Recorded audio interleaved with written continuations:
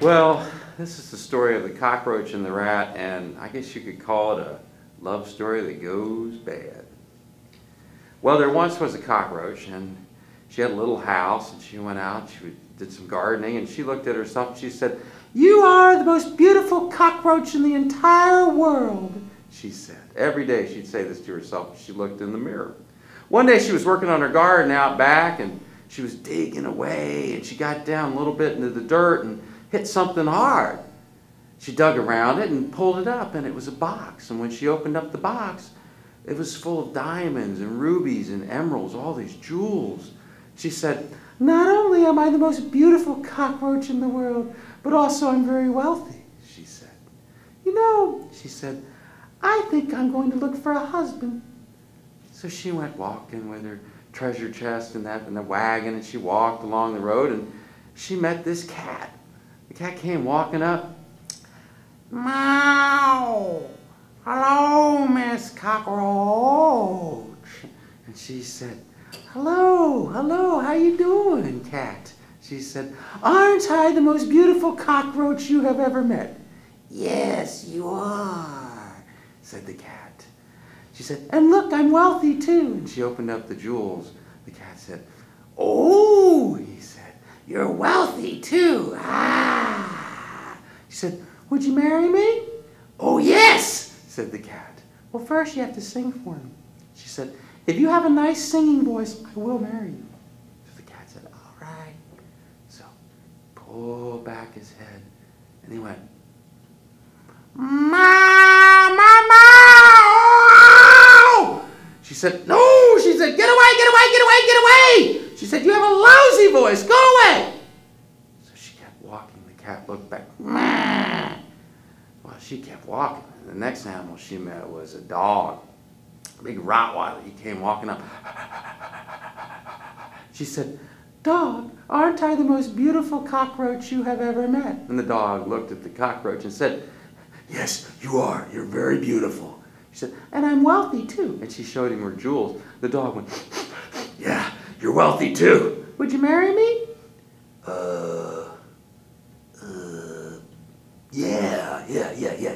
Yeah.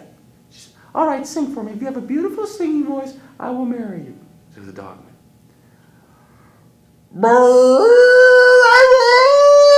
She said, "Oh, get away. Oh." She said, "You have a terrible singing voice. No, go away." "All right." And he trotted off.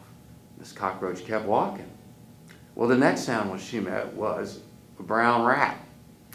The rat walked up to her with his front paws up like this, and she said, "Rat, aren't I the most beautiful cockroach you have ever met?" And the rat said, "Yes, you are."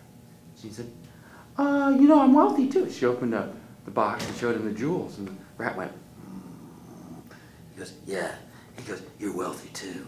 She said, "Well, would you marry me?" She didn't know. She wasn't really sure about this rat. The rat said, "Of course I would." She said, "Well, sing for me." And she's thinking maybe the rat, his voice wouldn't be that great. Well, the rat reared back, and he sang for her, and I can't even do his voice. He had the most beautiful voice. And she said, "All right, rat, meet me in the morning, and we'll walk to the church." So the next morning, early on, Rat knocked on her door. Bam, bam, bam, bam, bam. And she opened up the door, and the rat could smell the most wonderful soup he had ever smelled. He said, "What is that? What are you cooking?" And she said, "Some soup. But that's only after we're married. Once we have the ceremony, we'll come back and we'll have lunch together." The rat said, "Can we have some soup now?" And she said, "No." "Oh, please, please, please, please." "No!" "Oh, please, please, come on, come on, come on." "No!" she said. "Later." So the rat and the cockroach walked off to the church. And the rat, he could smell that soup coming out the open window. He wanted to have soup so bad. He was trying to think of a way he could sneak back. He tapped her on the shoulder. This cockroach bent down. "What is it?" "I forgot something." She said, "What is it?" "I forgot something." She said, "I said, what did you forget?" I'll meet you at the church. So the rat went running back, but you know he wasn't going back to get the rings. He went back to that soup. He went flying in the front door. He jumped up onto the oven. He perched right on the edge of the pan, and he wanted to reach down to pull a little carrot out. He reached down, he stretched. He couldn't make it.